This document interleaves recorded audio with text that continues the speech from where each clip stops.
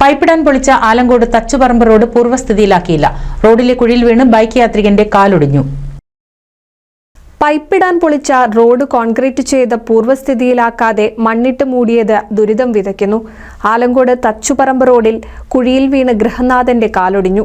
കഴിഞ്ഞ ദിവസമാണ് ആലങ്കോട് തച്ചുപറമ്പ് സ്വദേശി ഹസന് ബൈക്ക് മറിഞ്ഞ് പരിക്കേറ്റത്. ദിവസക്കൂലിക്ക് ജോലി ചെയ്ത് കുടുംബം പുലർത്തുന്ന ഹസന്റെ കാലൊടിഞ്ഞതോടെ കുടുംബത്തിന്റെ ഉപജീവനവും മാസങ്ങളോളം ദുരിതത്തിലാവും. പ്രദേശത്തെ മുഴുവൻ റോഡുകളുടെയും അവസ്ഥ ഇതാണെന്നും മഴ കനത്തതോടെ മണ്ണിട്ട് മൂടിയ ചാലിൽ നിന്നും കല്ലും ചെളിയും കുത്തിയൊലിച്ച് റോഡിലേക്ക് എത്തിയതോടെ അപകടങ്ങൾ നിത്യസംഭവമാണെന്നും നാട്ടുകാർ പറയുന്നു.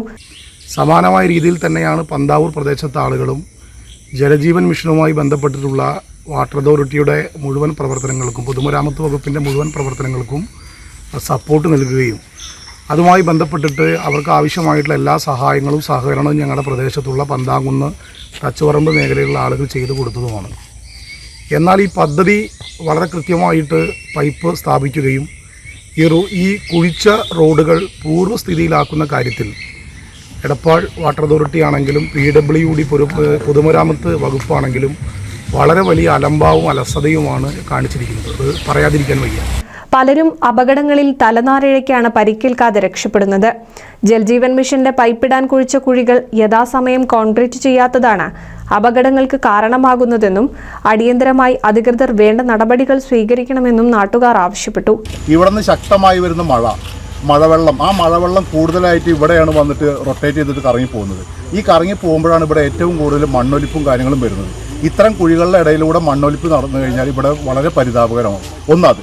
രണ്ട് എന്ന് പറഞ്ഞാൽ നമ്മുടെ ജൂൺ 1-ാം തീയതി സ്കൂൾ തുറക്കും, അല്ലെങ്കിൽ 4-ാം തീയതി അത് സ്കൂൾ തുറക്കും. ഈ സ്കൂൾ തുറന്നു കഴിഞ്ഞാൽ ഈ പരിസര പ്രദേശത്തോട് പോകുന്നത് മിനി ഹെവി ബസ്സുകൾ, എത്ര ബസ്, ഒരു 10-20 ബസ്സുകൾ മിനിമം ഈ വഴി പോകുന്നുണ്ട്. അവർക്കൊന്ന് ചാരി ഇറക്കി പിടിക്കാനോ മറ്റുള്ള കാര്യങ്ങൾക്കോ ഒരു അവസ്ഥയും ഇവിടെ കാണുന്നില്ല. NCV news, Changaramkulam.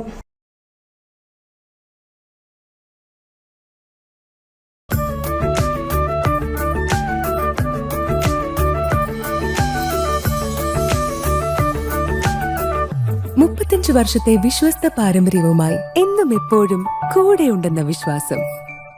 Basit wedding mall, Basith arcade, Poongottukulam, Tirur.